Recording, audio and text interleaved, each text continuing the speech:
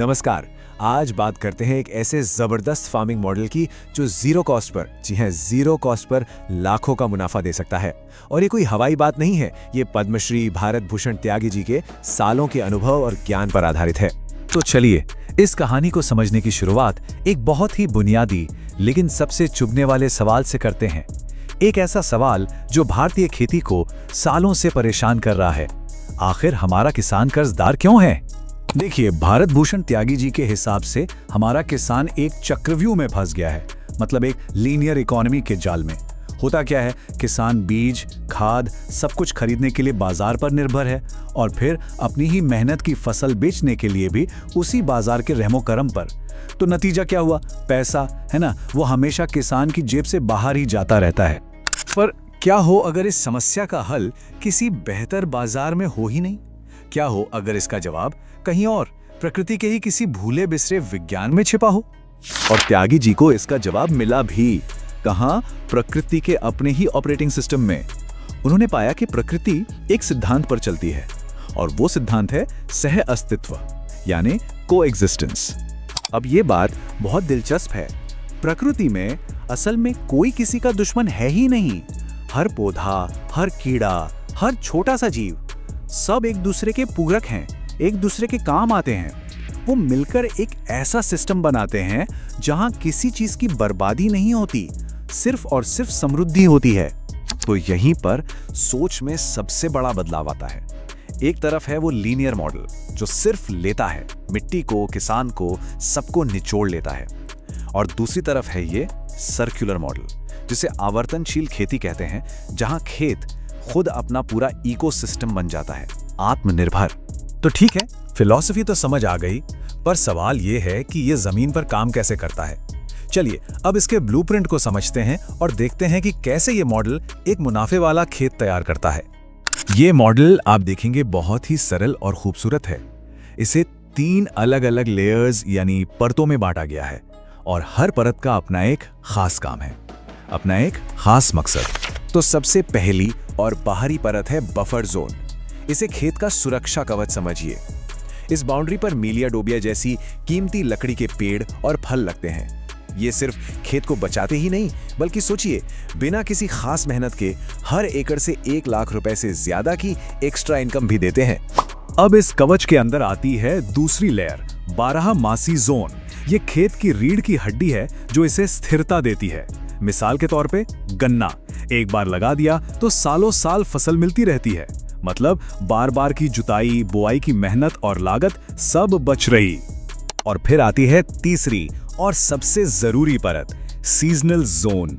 यह है असली कैश फ्लो जनरेटर। जो गन्ने की लाइनों के बीच खाली जगह है ना, उसमें हल्दी, गाजर, प्याज, लहसुन जैसी फसलें उगा दी जाती हैं। इससे होता यह है कि किसान के पास साल भर पैसा आता रहता है। और इस मॉडल का जादू यही है, ये सारी परतें अलग अलग नहीं हैं, ये एक दूसरे का पोषण करती हैं। फसल का फसल से पोषण, हल्दी और लहसुन की तेज महक वो गन्ने को कीड़ों से बचाती है। कुछ पौधे हैं जो जमीन में नाइट्रोजन फिक्स करते हैं, मतलब मिट्टी को खुद ब खुद खाद देते रहते हैं। सिद्धांत तो बहुत अच्छा है, सुनने में भी बढ़िया लगता है, पर क्या ये आर्थिक तौर पर, मतलब पैसे के मामले में भी काम करता है? जी हाँ, और इसके जो नतीजे हैं वो सच में चौंकाने वाले हैं। सबसे पहले बात करते हैं लागत की। इनपुट कॉस्ट 0, जी बिल्कुल शून्य, क्योंकि खेत जब खुद एक इकोसिस्टम बन जाता है तो बाहर से खाद, कीटनाशक, यहाँ तक कि ज्यादातर मेहनत मजदूरी की लागत भी लगभग खत्म हो जाती है। और जब लागत 0 हो जाती है तो मुनाफा सीधा सीधा आसमान छूता है। और यही वो आंकड़ा आता है जो सबका ध्यान खींचता है। हर साल हर एकड़ से 3 से 4 लाख रुपए का सिद्ध मुनाफा। अच्छा, अब ये पैसा आता कहां से? चलिए इसका हिसाब लगाते हैं। मान लीजिए गन्ने से ही आपको 1 लाख से ज्यादा मिल गए। फिर जो बीच में हल्दी लगाई थी उसे प्रोसेस करके बेचा तो 2 लाख तक और आ गए। और फिर गाजर, प्याज जैसी बाकी फसलें भी तो हैं, वो सब मिलाकर कुल कमाई को और ऊपर ले जाती हैं। तो इस पूरी सफलता का राज क्या है? कोई महंगी मशीन, कोई नया केमिकल? नहीं, इसका राज है सबसे पुरानी टेक्नोलॉजी, यानी जिंदा मिट्टी। एक ऐसी मिट्टी जो केंचुओं से भरी हो। जैसा कि त्यागी जी कहते हैं, ये ऊपर जो मिट्टी है ये सारी केंचुओं की मेहनत है। वो मुफ्त में आपके लिए खेत की जुताई कर रहे हैं। अब सबसे जरूरी बात, ये कहानी सिर्फ एक खेत या एक किसान की नहीं है। ये एक ऐसा ब्लूप्रिंट है, एक ऐसा रास्ता है जिससे अगर पूरे देश में अपनाया जाए तो एक नई तरह की राष्ट्रीय समृद्धि की शुरुआत हो सकती है। और इसका असर सिर्फ मुनाफे तक नहीं है। सोचिए, ये मॉडल एक साथ हमारी कितनी बड़ी बड़ी समस्याओं का हल देता है। किसानों की आमदनी बढ़ती है तो आर्थिक संकट कम होता है, मिट्टी और पानी की सेहत सुधरती है तो पर्यावरण बचता है, केमिकल फ्री खाना मिलता है तो सबकी सेहत अच्छी होती है और खेती एक सम्मानजनक फायदे का पेशा बन जाता है। इसकी दूरगामी सोच का एक छोटा सा उदाहरण देखिए। वो जो बफर जोन में मेलियोबिया का पेड़ लगाया था, आज उसकी कीमत है 25 रुपए। 10 साल बाद बिना किसी देखभाल के वही एक पेड़ 25,000 रुपए की संपत्ति बन सकता है। यही तो है असली वेल्थ क्रिएशन, पीढ़ियों के लिए संपत्ति बनाना। तो आखिर में ये हमें एक बहुत बड़े और शक्तिशाली सवाल के साथ छोड़ जाता है। क्या प्रकृति के सिद्धांतों की ओर लौटना ही भारत की अगली महान आर्थिक क्रांति का इंजन बन सकता है?